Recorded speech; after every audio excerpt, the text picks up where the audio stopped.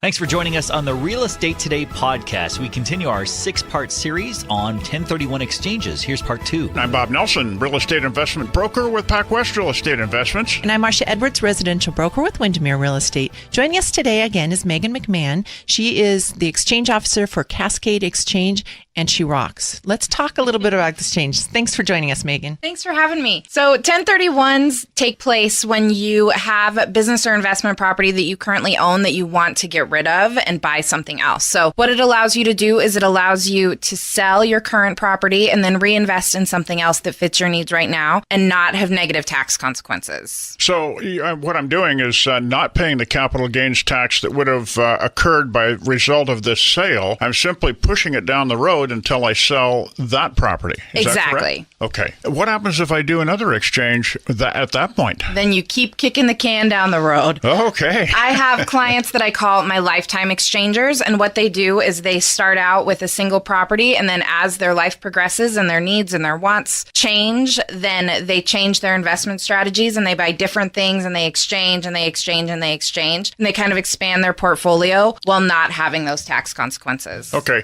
Well, what happens if they keep doing this thing and then sooner or later die? I mean, nobody's getting out of this thing alive. That is true. So when they end up dying and passing the property onto their heirs, they get what's called a step-up in basis, where their investment in the property is marked up until their date of death. And so then they're able to avoid those taxes. So at that point, the inheritor is going to be receiving the property at a new basis, not necessarily with all the squashed down tax bill that would have been there.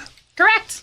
Outstanding. What are some of the biggest challenges in today's market for the exchange? Right now, people are having trouble finding their replacement property within the given amount of time. So they have 45 days from their date of sale to find what they want to purchase. And our market is kind of crazy. And so finding something that's suitable that they actually want to purchase and getting it lined up within those 45 days can be a challenge. That's my job, and I love it. I've been able to find things, but I got to really work fast and hard. A good starting point is with Bob or with Megan McMahon at Cascade Escrow. I'm Marcia Edwards, Windermere Real Estate. And I'm Bob Nelson, real estate investment broker with Pacwest Real Estate Investments.